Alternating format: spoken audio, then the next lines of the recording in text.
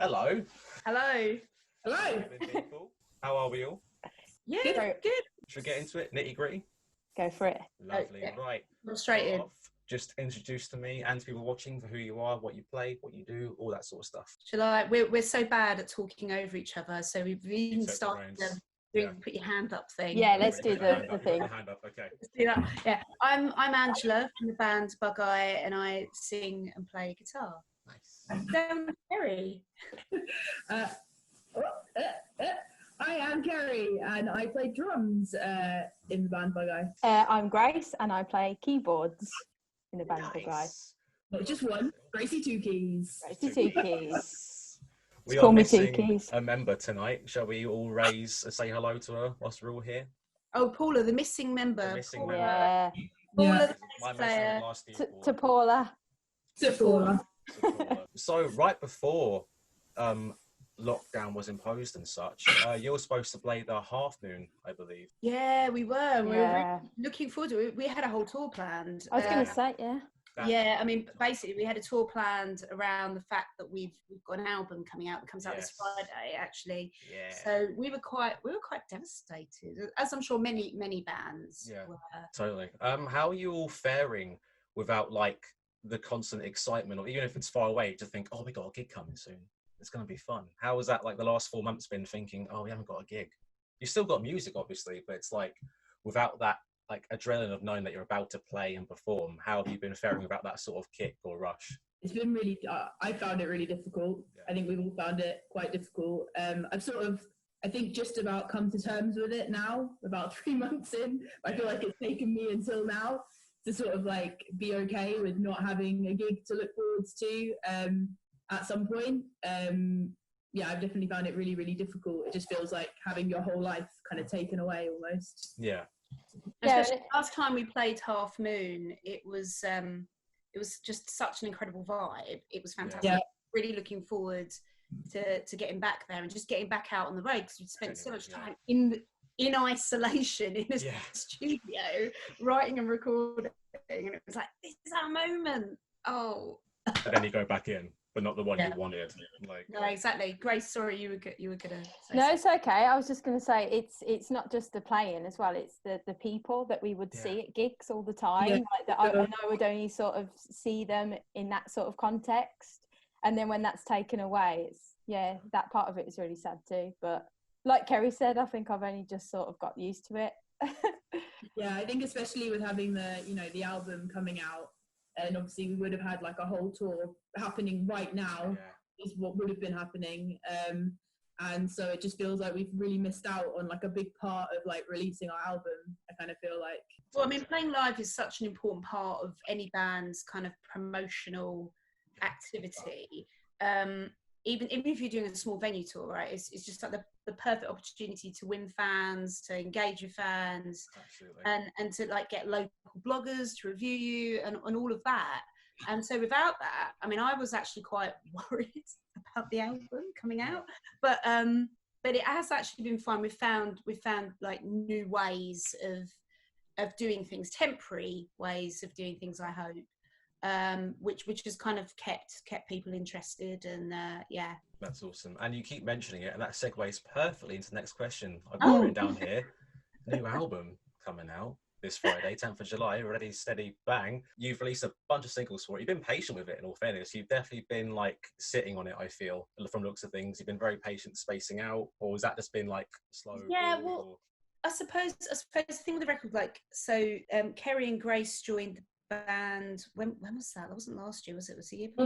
Almost 2 years ago now. 2 years ago, And we sort of spent a lot of time gigging and not enough time writing, and then it's sort of, I don't know, it just seemed the right time to just sort of knuckle down and get some new material together, like last summer.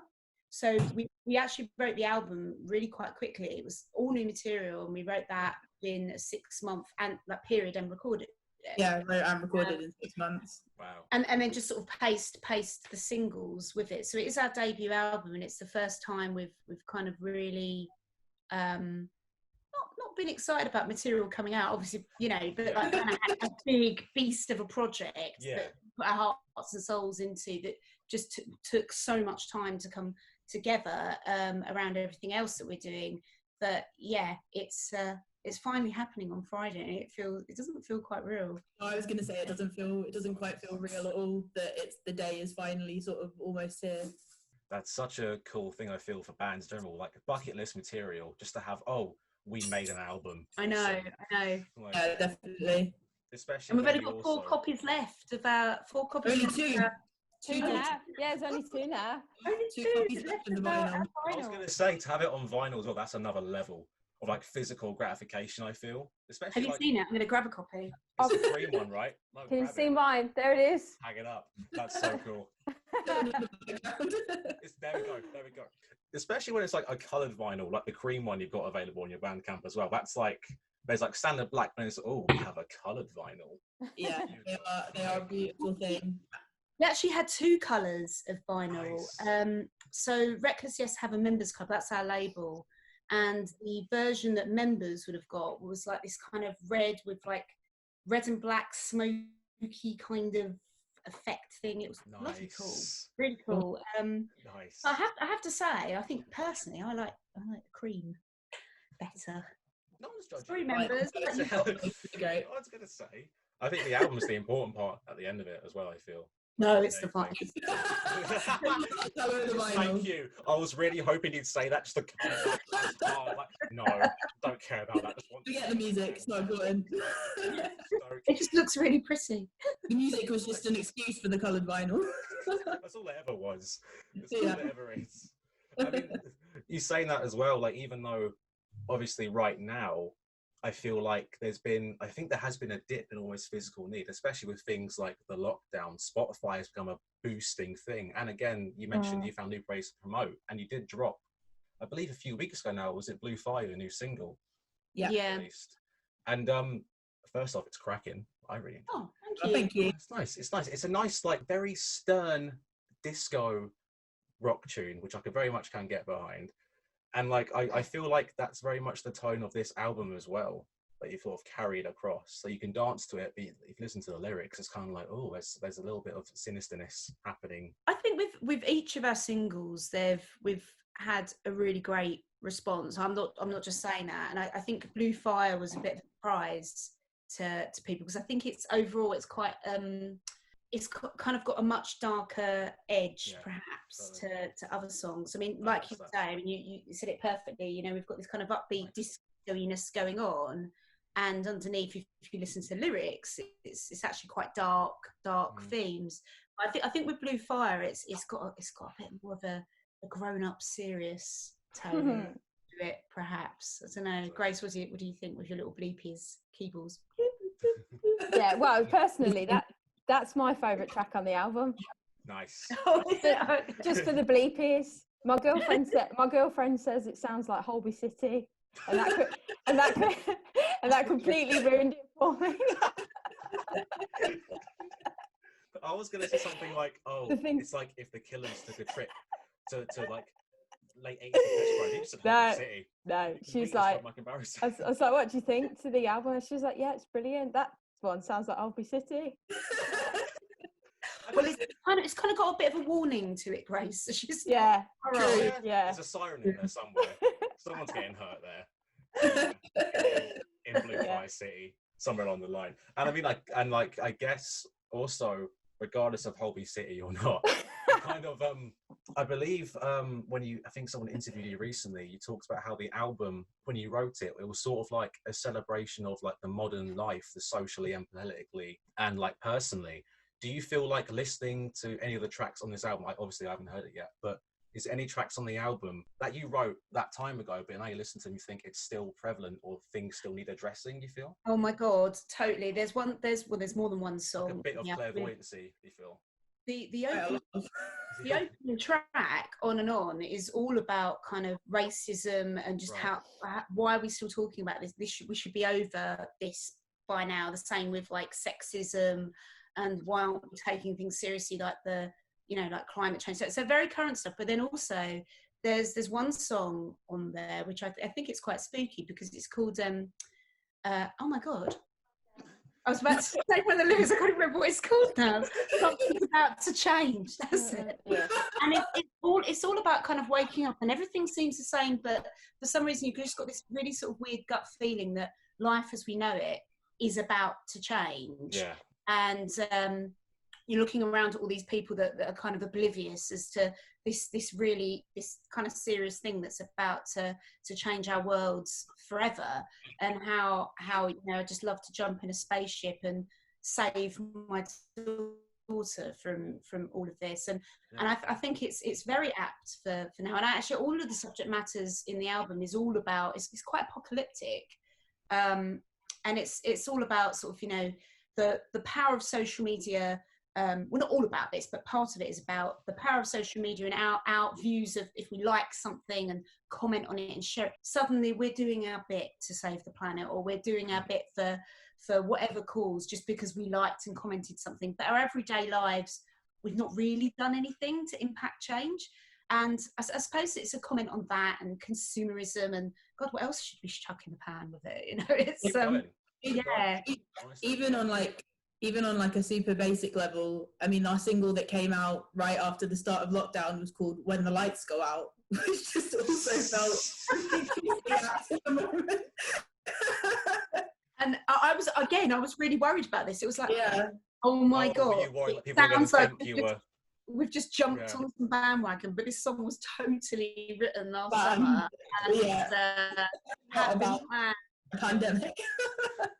I mean, have you had any of that flack? I mean, I hope not. No, not at all. Not at all. Awesome. My wife thinks the album's themed around like the sort of power grid or something, because there's blue fire, which could be a gas hob. There's electric. There's when the lights go out, which she wanted the video to just be like people turning lights off and blowing out candles. But no, she likes to, as I say, no swear words here, but take the Berties out of us. So, yeah, that's Julia. Thanks, Julia. Thank you, Julia. She designed the cover, by the way, so thank you, Julia. Thank you. Yeah, actually, thank you, Julia. She does all of our artwork. Nice. Oh, sick. Yeah, she's the most talented one in the band. No, seriously, let's turn this interview into about Julia. No, she's like a kind of award-winning designer, so we're really, really lucky to kind of have her free services. That's awesome. I think it's also great that like you're still pushing forward with the release, especially with the themes, because you even said it yourself. It's like you're aware that having these songs out, it isn't going to change much releasing these songs, as you know, but it's a good start for conversation at least. I think that's where it all comes in. Yeah, and I don't think any of these issues have gone away. It's just like been put on pause for a while. No, I mean, I think they're definitely still very much alive and kicking. I mean, the whole album is just about, I mean, I suppose like a view, we're all guilty of something, of not standing up for someone who's from a different group that doesn't fall into our tribe, quote unquote, or, of letting a sexist comment go, or, and I think it's about that we're all human at the end of the day, and we're all fallible. Absolutely. And how we've just got to the stage right now that how have we allowed things to become so ridiculous? We're such an intelligent race, or we think we are, but we're actually not, are we? We can't just get along. How stupid is that? Like, seriously, how stupid is it? But yeah, there we go. That's my rant. I mean, like, it's so sad but true, but also I think this speaks true for music and for like you guys as a band and the other bands that you play as.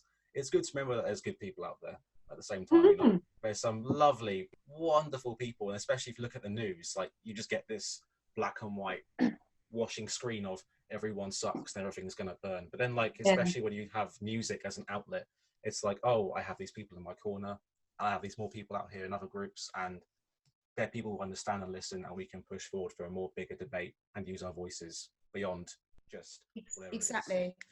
We've been very lucky to be part of a really great music collective. So it's like promoters, bands, PR people, the whole lot that are all kind of striving for change in the music industry. And so part of it is about having this collective and almost having this uprising of how we just you know, we're not going to just sit back and moan about all of these things. We're actually going to be proactive and do something positive. And you're absolutely right. There are so many incredible people out there that are doing things to make a difference, and that needs to be celebrated a bit more, I suppose.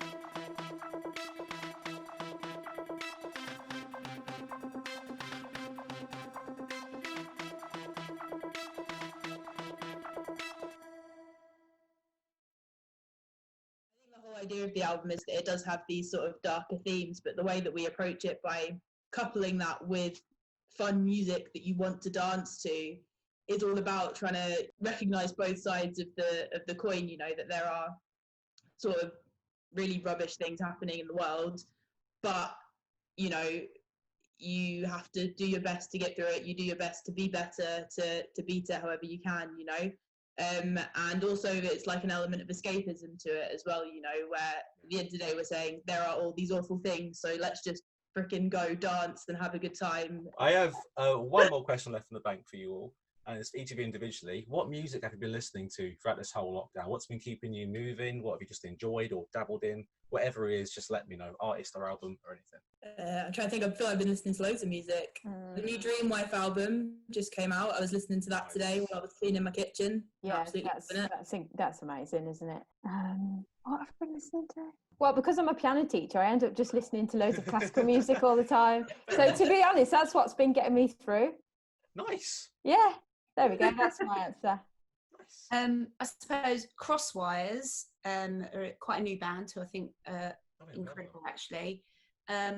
Fontaine's DC. A lot of basically when I'm in the office, just kind of when I say the office, I manage some bands and do other bits and pieces. And in where we are, we always have Six Music on. So just pick something off their playlist. That's what I've been listening to. But Dreamwife's album is incredible. Really good. I need to get into so good. I've been listening to a lot of like really old school stuff as well, because we've got a podcast where we cover. You played Goo the other day, which made me really happy because I love that album to death. I love Sonic Youth. Sonic Youth. Yeah, that was a good one. That was I loved researching that one. It was about with a main focus on Kim Gordon. So I just read her memoir, and that was I want to read really, that. really I meant cool. to buy it. Like I definitely need to read it. It's brilliant. And the thing is, it's not like a normal sort of memoir. It's all like meme. Like it's like a complete sort of almost overview of what it was like in the 80s and 90s. Right. Dips in and out of like, you know, going to see Nirvana, but it was literally just the circle they went in and the bands they all supported. And there's just so many great stories in there.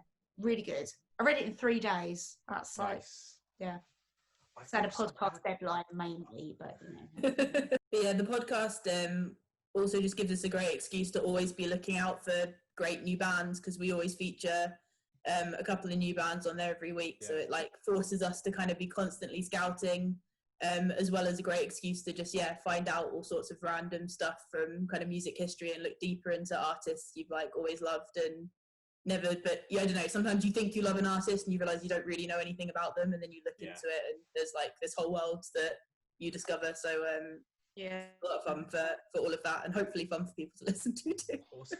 That's another thing I've missed about gigging, is discovering new bands at gigs. That's one of the things I've missed the most, actually.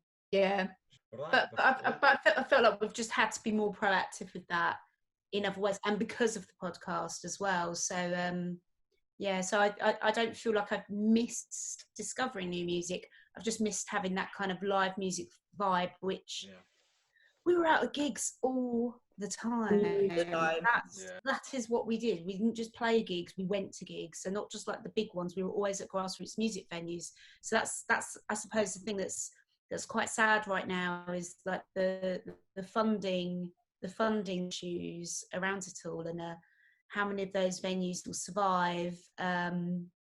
Hopefully we're just all being a little bit, you know, overreacting on it, and there's some like amazing plan around the corner. So I do hope so. It'll be a nice fall, but also I feel like there'll be a resurgence at some point anyway, and that's going to be just as fun to witness build up from the start. If absolutely can you imagine? Scenario.